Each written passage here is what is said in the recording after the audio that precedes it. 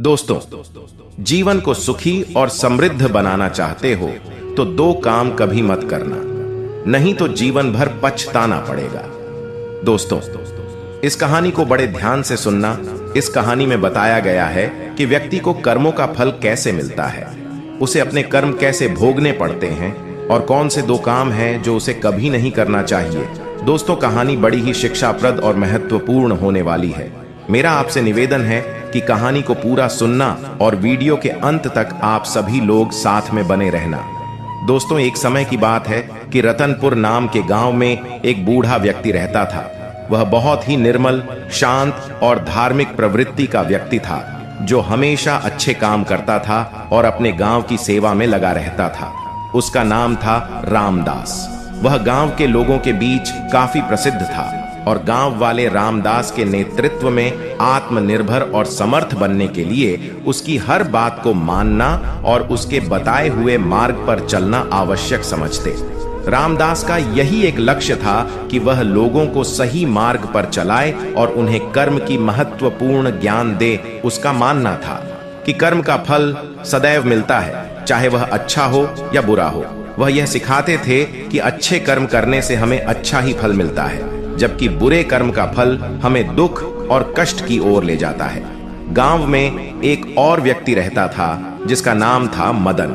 मदन बहुत ही क्रोधी और दुष्ट व्यक्ति था। वह हमेशा अपने लाभ के बारे में सोचता था और दूसरों के साथ कभी वह कोई अच्छा बर्ताव नहीं करता था, बल्कि सिर्फ अपने ही स्वार्थ के लिए काम करता था। मदन को केवल अपने लाभ की चिंता थी और उसे कभी भी दूसरों की मदद करने का कोई शौक नहीं था। मदन की बुराई का फल उसे जल्दी ही मिलने लगा। उसकी लालसा और क्रोध ने उसे बुरी तरह से बांध दिया था और वह गांव के लोगों के बीच असंतुष्ट और विवाद का कारण बन चुका था। वह दूसरों के साथ अन्याय करता और उनका अपमान करता था। गांव का पूरा माहौल उसकी वजह से उथल पुथल हो चुका था। गांव के लोग उसके साथ बैठना, उठना, चलना सब कुछ बंद कर चुके थे, क्योंकि वे लोग जानते थे कि मदन क्रोधी और बुरे व्यवहार का व्यक्ति है। वह कभी भी किसी की बेइज्जती कर सकता है। इसलिए गांव के लोग हमेशा उससे बच करके चलते थे, क्योंकि उन्हें किसी के सामने कभी बेइज्जत ना होना पड़े। दोस्तों, एक तरफ रामदास का व्यवहार ऐसा था कि लोग उसके साथ बैठना और उससे बात करना पसंद करते थे। उसकी हर बात को मानना उचित समझते थे। लेकिन वही दूसरी तरफ उसी गांव का रहने वाला निवासी मदन, जिससे लोग बच करके चलते थे, उसके साथ बैठना भी पसंद नहीं करते थे। बातचीत करना तो बहुत दूर की बात है, उसके साथ लोग बैठते भी नहीं थे। और अच्छे और बुरे कर्मों का फल वह कैसे मिलता है? यही होता है। इन दो लोगों में आप अंतर कर लीजिए कि एक के साथ लोग बैठना पसंद करते हैं और दूसरे के साथ बैठना भी पसंद नहीं करते हैं। यही अच्छे और बुरे कर्मों का फल। एक दिन की बात है, मदन ने एक बुजुर्ग आदमी से बड़ी ही बदसलूकी से बात किया। उसने बुजुर्ग को धक्के देख के बुरा बर्ताव किया और उससे कहा कि तुम कितने ही बूढ़े क्यों ना हो, तुम्हें अपनी जगह समझनी चाहिए, तुम्हें यहां नहीं रहना चाहिए। बुजुर्ग आदमी ने मदन को बड़े ध्यान से सुना और कहा कि बेटा, जीवन में हर किसी का अपना स्थान होता है। हम सभी यहां अपने कर्मों के अनुसार ही होते हैं। अगर हमें अपने कर्मों का फल चाहिए तो हमें भले कर्म करना चाहिए, क्योंकि बुरे कर्मों को करने वाला व्यक्ति कभी भी अच्छा नहीं बन सकता और उसके साथ ना अच्छा हो सकता है। उस बुजुर्ग व्यक्ति ने कहा कि बेटा, इस प्रकृति का नियम है कि तुम उसे जितना दोगे उसे वह तुम्हां अधिक लौटाएगी। इसलिए यदि देना है तो प्रसन्नता दो, खुशी दो।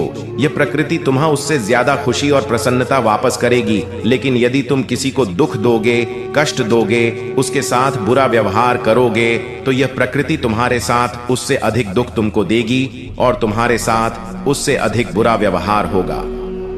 मदन ने उस बुजुर्ग की बातों को सुना, लेकिन उसने उन्हें ध्यान नहीं दिया और उसे वहां से धक्के देख के निकाल दिया।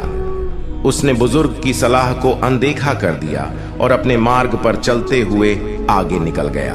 मदन की अच्छी तरह से नहीं, बुरी तरह से फजीहत, उसके अन्यायपूर्ण और अधर्मी कर्मों के फल उसे जल्दी ही मिलने लगा। उसका जो सारा धन था वह सब समाप्त हो चुका था। उसने वेश्यावृत्ति और नशे में अपने सारे धन को बर्बाद कर दिया था। गलत कर्मों के कारण उसका सारा धन नष्ट हो चुका था। उसका परिवार उससे नाराज हो चुका था क्योंकि उसने अपने परिवार के लोगों को कई बार अपमानित करके बड़ा दुख पहुंचाया था। उसकी लालसा क्रोध ने उसे बड़ी ही कठिनाई में डाल दिया था। उस समय मदन ने अपनी गलतियों का एहसास किया और उसने अपनी गलतियों के लिए पश्चाताप भी किया। उसने समझा कि कर्मों का फल सदैव मिलता है, चाहे वह अच्छा हो या बुरा। उसने यह सोचा कि अब उसे अपने कर्मों को सुधारना होगा और भले कार्य करने होंगे। मदन ने रामदास से जाकर के संपर्क किया और उसके मार्गदर्शन में आ गया। रामदास ने उसे समझाया कि कर्म का महत्व क्या होता है और कैसे अच्छे कर्म करने से हमें अच्छा फल मिलता है। मदन ने उसके उपदेशों को माना और अपने जीवन की दिशा बदल दी। उसने अपने गांव के लोगों की सहायता करना शुरू किया और उनके साथ मिलकर के उनकी समस्याओं का समाधान किया। अब वह पूरी तरह से दूसरों की मदद करने में खुश था और उसे अपने कर्मों का फल मिलने लगा। उसने समझा कि कर्म की महत्वपूर्ण क्या है और उसने अपने जीवन को सत्य, न्याय और धर्म में नियंत्रित किया। मदन ने जितने भी गलत काम किए थे, वेश्यावृत्ति और नशे के सारे कामों को छोड़ दिया।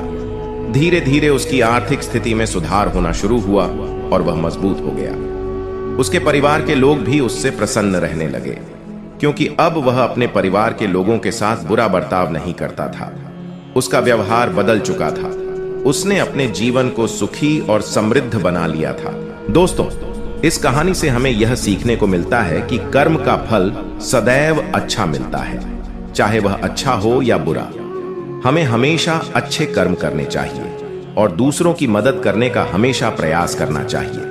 अपने कर्मों को सच्चाई, न्याय और धर्म के मार्ग पर चलाने से हमें अच्छा ही फल मिलेगा और हमारा जीवन सुखमय और समृद्ध बनेगा। दोस्तों, मनुष्य को भूल करके या दो काम कभी नहीं करने चाहिए।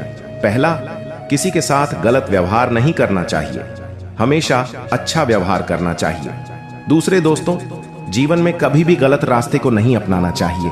जहां धन और सम्मान दोनों का नुकसान हो, वह कर्म हमें कभी भी नहीं करना चाहिए। दोस्तों, ये कहानी आपको कैसी लगी है? एक प्यारा सा कमेंट करके जरूर बताना। और यदि वीडियो आपको पसंद आया है, अच्छा लगा है, तो वीडियो को लाइक, शेयर करना और चैनल को सब्सक्राइब करने की भी कृपा कर देना। जय श्री कृष्णा। राधे राधे।